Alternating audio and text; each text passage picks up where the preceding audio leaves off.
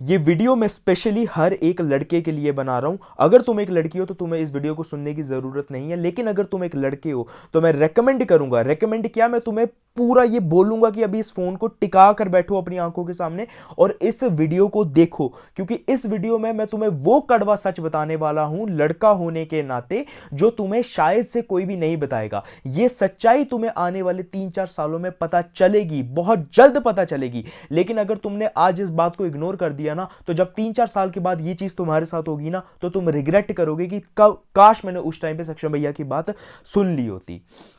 इस वीडियो के अंदर यार मैं शायद से तुम्हारे ऊपर गुस्सा भी कर सकता हूं और शायद से कुछ ऐसी चीजें भी कह सकता हूं जो तुम्हें हर्ट करेगी, लेकिन मुझे घंटा फर्क नहीं पड़ता तुमसे। क्यों? क्योंकि ये शायद से कड़वा सच तुम्हें नहीं बताने वाला है कोई भी।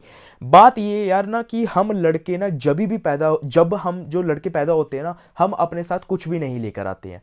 हमारे जीवन में अगर हमको इज्जत बनाकर रखनी है, हमें सरवाइव करना है, तो हमें काम करना पड़ेगा, हमें इज्जत कमानी पड़ती है, हमें प्यार कमाना पड़ता है, हमें लोगों की नजरों में अपनी वैल्यू बनानी पड़ती है। जब हम पैदा होते हैं हम ये सब चीजें नहीं लेकर आते हैं अपने साथ। एक 18 साल का लड़का, एक 28 साल का लड़का, एक 38 साल का लड़का कुछ भी नहीं कर रहा होगा ना, तो उसकी इस सोसाइटी के अंदर नहीं इज्जत करेगा कोई भी। ना उसे लड़की मिलेगी सही तरीके की जो उससे प्यार करेगी, ना उसे माँ बाप उस लेवल की इज्जत देंगे, और ना वो खुद के अंदर खुश रह पाएगा।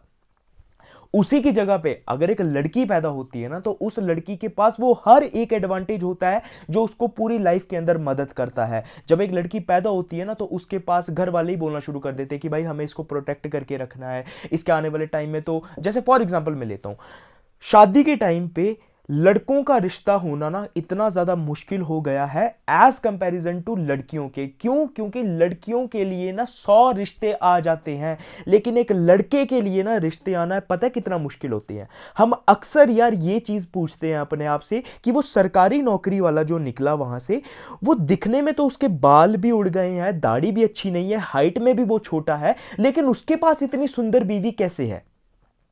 और मैं इस जगह पे जो इतना ज्यादा स्मार्ट हूं, कॉलेज के अंदर मेरी जॉ लाइन इतनी अच्छी है, मेरा चलने का तरीका इतना अच्छा है, मैंने 10 लड़कियों के साथ आज तक सेक्स करके रखा हुआ है, तो मेरे को ऐसी बीवी क्यों नहीं मिल रही और मेरी उतनी इज्जत क्यों नहीं है? बिकॉज सोसाइटी के अंदर ना एक लड़के को इज्जत कमानी पड़ती है, और एक लड़के की जो इज्जत होगी वो डिपेंड करेगी इस चीज के ऊपर कि वो कितना ज्यादा पैसा कमाता है और वो कितना ज्यादा वैल्यूएबल है इस समाज के लिए, अपने परिवार के लिए और आने वाली अपनी पीढ़ियों के लिए, मतलब जनरेशन के लिए। लेकिन ये कड़वा सच तुम्हें नहीं पता है। 18 साल की उम्र में यार जब मैं था ना, तो मैं हमेशा अपने आप से ना ये चीज, मेरे को ऐसा लगता था यार कि ना मैं बहुत ज्यादा प्रिविलेज्ड हूं, कि मेरा तो सक्सेसफुल होना लिखा ही हुआ है। तुम्हारे दिमाग में भी आता होगा यार कि जब तुम ना शॉर्टकट प्लान्स बनाया करते होंगे ना अपने दिमाग में कि अच्छा मैं ऐसे करूंगा तो अब मैं ये वाली गाड़ी ऐसे ले लूंगा, अब मैं ऐसे करूंगा तो मैं रियल एस्टेट का बिजनेस ऐसे खोल दूंगा, अब मैं ये करूंगा तो ऐसे हो जाएगा। बट द रियलिटी इज यार कि तुम्हें ये सब चीजें नहीं मिलेगी अनटिल अनलेस कि तुम अपनी गांड नहीं घिसाओगे काम करने के लिए। ये रियलिटी है।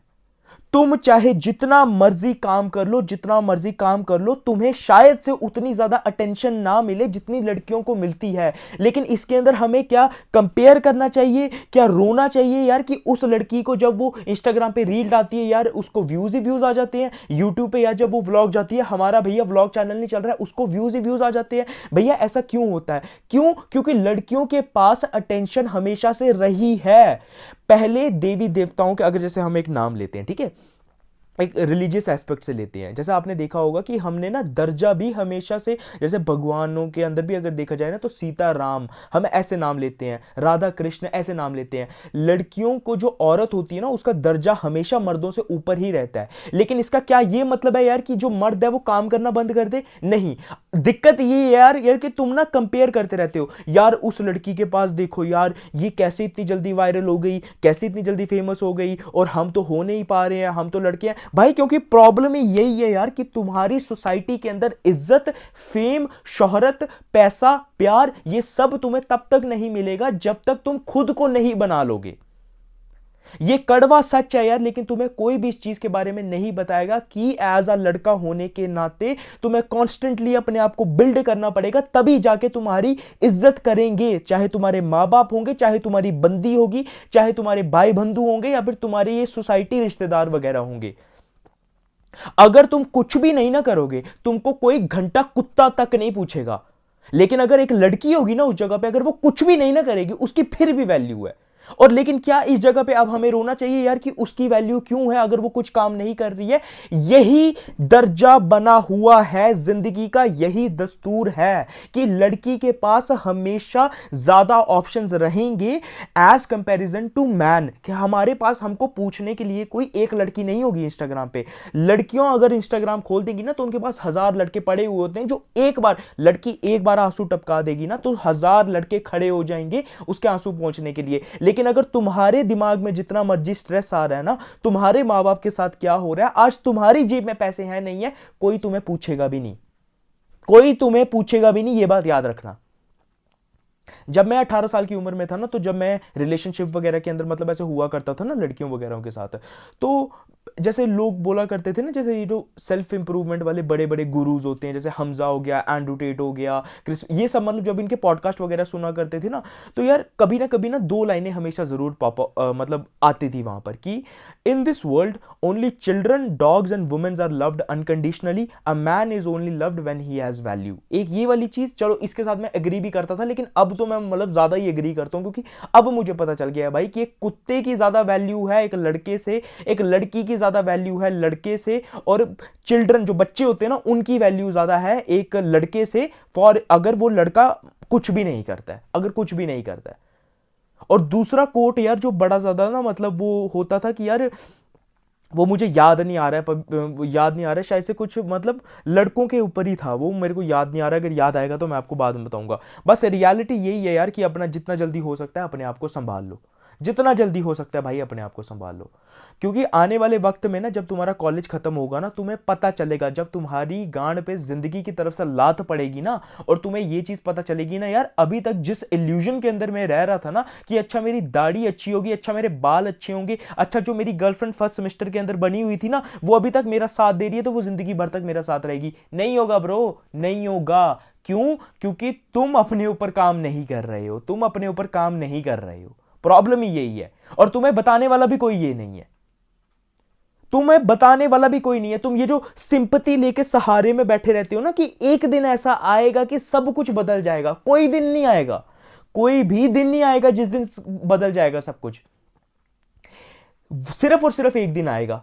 तुम अभी जिस कंफर्ट जोन के अंदर रह रहे हो ना, जिस भी लड़की के साथ रह रहे हो जो तुम्हारे साथ अच्छे तरीके से बात कर रही है, तुम्हारे पेरेंट्स तुम्हारे साथ अच्छे तरीके से तुम्हें पॉकेट मनी भेज रहे हैं, तुम्हारे सारे दोस्त तुम्हारे साथ अच्छे तरीके से बात कर रहे हैं, तुम गाड़ियों वगैरह के अंदर घूम रहे हो, ठीक है, नशे वगैरह कर रहे हो, एक दिन ऐसा आएगा जिस दिन ना तुम्हें पता चलेगा कि भाई अब यार मेरी बंदी मेरे से क्यों बात नहीं कर रही है, यार अब घर वालों से पैसे मांगने में शर्म आ रही है, यार जिस दोस्त की गाड़ी में घूमा करता था यार उसके पापा का तो बिजनेस बहुत ज्यादा अच्छा है, वो तो अब पापा के साथ बैठ गया यार, तो मैं क्या कर रहा हूं यहां पर। उस दिन जिस दिन रियलाइजेशन तुम्हें हिट होगी ना कि यार अब तो मैं रह गया अकेला, अब तो मैं रह गया अकेला। जिस लड़की के साथ तुम प्यार करते थे उसको तो रिश्ते आने भी शुरू हो गए, जिस माँ बाप के साथ जो तुम्हें पैसे वगैरह दे रहे थे तो वो भी एक टाइम पे बोलेंगे कि बच्चे यार अब तक हम कब तक करते रहेंगे तुम्हारे लिए, यार तुम क्यों नहीं कर रहे हो। जिस दोस्त के साथ तुम रहते थे यार वो दोस्त भी बोलेगा यार मैं तो पापा के बिजनेस में बहुत ज्यादा बिजी हूं। उस दिन तुम्हारी फटेगी और उस दिन तुम्हें यह चीज पता चलेगी कि काश यार अपने ऊपर पहले काम कर लिया होता, काश अपने आप को इतना ज्यादा वैल्यूएबल बना लिया होता, अपने ऊपर काम कर लिया होता, अपने आप को इंप्रूव कर लिया होता कि आज मेरे को अकेला फील ना करना पड़ता। तुम रोगे तुम्हें कोई चुप कराने के लिए नहीं आएगा, तुम हंसोगे तुम्हारे साथ 100 लोग आ जाएंगे।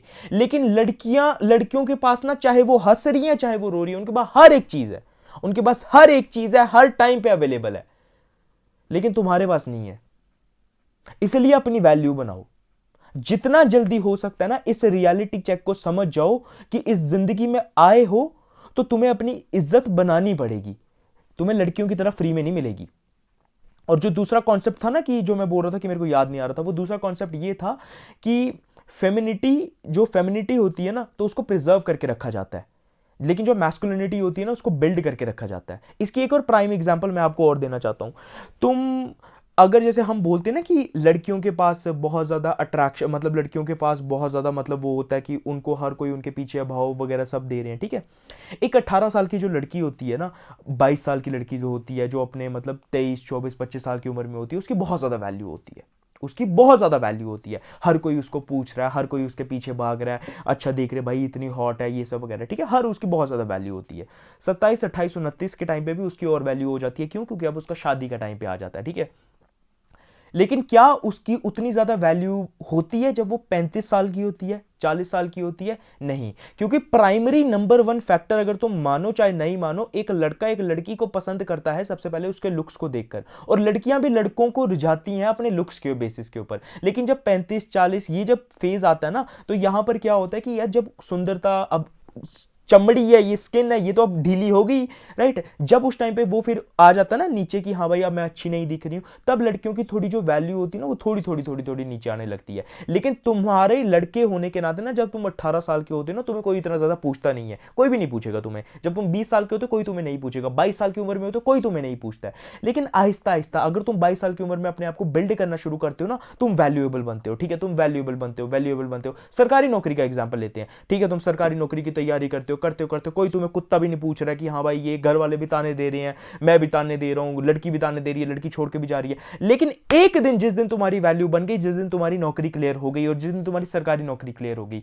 तुम्हारी वैल्यू उस दिन बनेगी। और फिर वो जो तुम्हारी वैल्यू होगी ना, वो 50 55 60 65 एज तक वो बनी रहेगी। क्यों? क्योंकि जब एक मर्द कमाना शुरू करता है ना, तो फिर वो लंबे समय तक कमाना शुरू कर देता है, ठीक है। और एक मर्द की वैल्यू तभी होती है कि जब वो ना ये अपनी फैमिली को प्रोवाइड वगैरह करता है। तो अपने आप को कंपेयर करना बंद करो कि लड़कियों का ये सब वगैरह क्यों है। इस रियलिटी चेक को समझ जाओ कि तुम्हारा बाप अनटिल एंड अनलेस की कोई करोड़पति नहीं ना, करोड़पति जिसको मैं बोल रहा हूं, करोड़पति, तुम्हारे नीचे गाड़ियां ही गाड़ियां, नौकरी नौकर है, सब कुछ है, और तुम्हें बैठे बिठाए कुछ भी नहीं करना पड़ रहा, और तुम्हारे घर वाले भी बोल रहे हैं तुम्हें कि बेटा कोई जरूरत नहीं है काम करने की, तब तुम बोल सकते हो कि हाँ भाई ठीक है कोई दिक्कत नहीं है, अब मैं अय्याशी मारूंगा। लेकिन अगर तुम एक नॉर्मल घर से, मिडिल क्लास फैमिली से हो ना, मिडिल क्लास फैमिली से जहां पर तुम्हारा बाप रोज काम करने के लिए जा रहा है दुकान पे, तो ये चीज समझो कि तुम्हारी कोई औकात नहीं है। तुम इस रियलिटी चेक को समझ जाओ कि तुम्हें अपने ऊपर काम करना है, ताकि तुम वैल्यूएबल बना सको खुद को,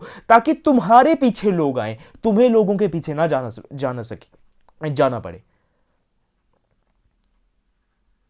मैं यही चीज बोलना चाहता हूं भाई।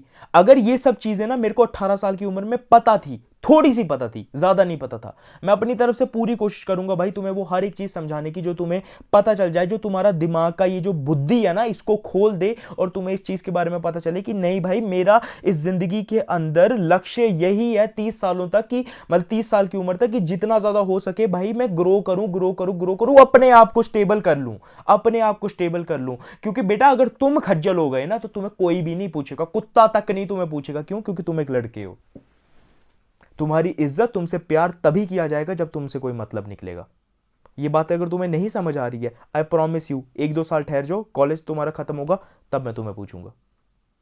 वक्त संभाल लो, अभी भी वक्त है, संभल जाओ, काम करना शुरू कर दो, अपने ऊपर काम करो, धीरे धीरे धीरे धीरे स्टेप्स लो और अपनी वैल्यू बनाओ। सब चीज मिल जाएगी, सब चीज मिल जाएगी, बट अपनी वैल्यू वैल्यू बनाओ खुद की। Till then, I'll see you all in the next video. Saksham Mahajan this side. Peace. And remember, it's not over until we win.